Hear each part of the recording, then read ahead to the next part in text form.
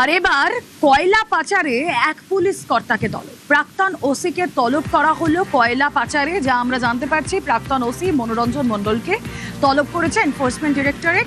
কয়লা পাচারের সঙ্গে এই ওসি, প্রাক্তন ওসি মনোরঞ্জন মণ্ডলের কি যোগ, স্পষ্ট করবেন প্রতিনিধি অমিত রয়েছেন সঙ্গে। অমিত, দেখো, মনোরঞ্জন মণ্ডল যিনি ভোজপুর থানার ওসি ছিলেন এবং তাকে গত রাজ্য সরকার তাকে ক্লোজ করেছিলেন, সেই প্রাক্তন ওসিকে আবারও তলব করা হলো কয়লা পাচার মামলাতে। 2025 সালে নতুন যে কয়লা পাচার মামলা ইসিএল করা হয়েছিল ইডির তরফে, সেই মামলাতেই মনোরঞ্জন মণ্ডল প্রাক্তন ওসি তাকে তলব করা হয়েছে ইডির তরফে। আগামী সপ্তাহে তাকে তলব করা হয়েছে।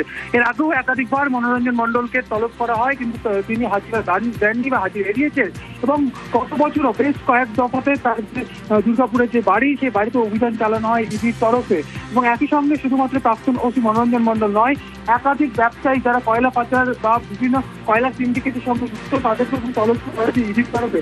সেক্ষেত্রে বেশ কিছু নাম যাতে উঠে আসছে, তারা কিন্তু পুরনো কয়লা পাচার মামলার সঙ্গে যুক্ত ছিলেন, যেমন লোকেশ সিং, রিতেশ সিং, কৃষ্ণ কয়াল, এদের প্রত্যেকেই তলব করা হয়েছে ইডির তরফে। এবং লোকেশ সিং